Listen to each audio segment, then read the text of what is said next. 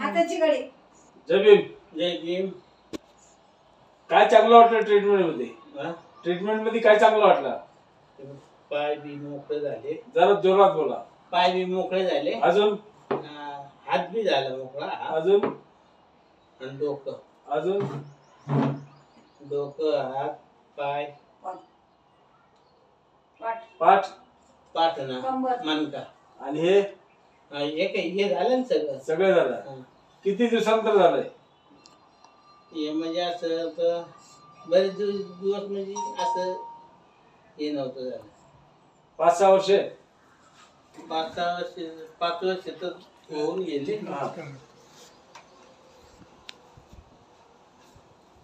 आता कसं वाटतंय तुम्हाला? आता बरं वाटतंय. किती फरक पडलाय तुम्हाला ट्रीटमेंट मध्ये?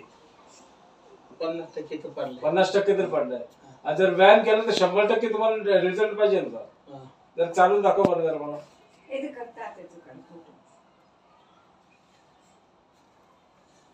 आज पाय कसं काय घसरायला लागलं?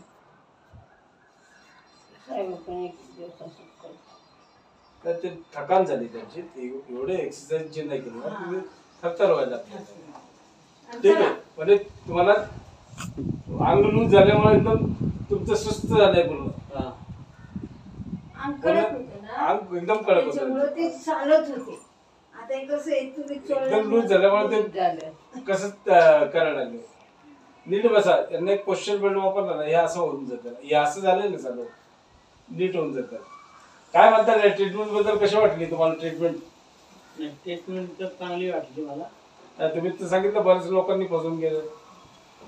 आता बरेच लोक म्हणजे आमची ट्रीटमेंट कशी वाटली?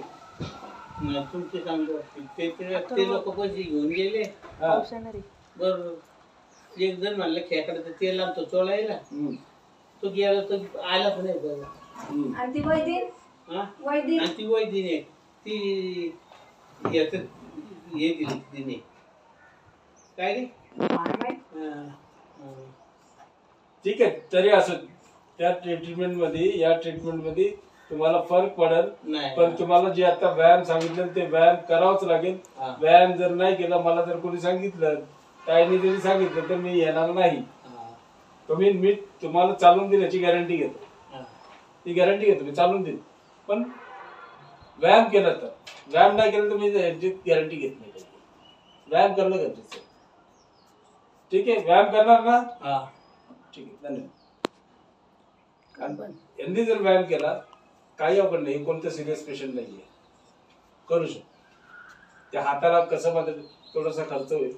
जे पट्ट्या किंवा बँडेज किंवा आणखी जे आम्ही सांगत ते म्हणजे निक्यापाने बंद करू.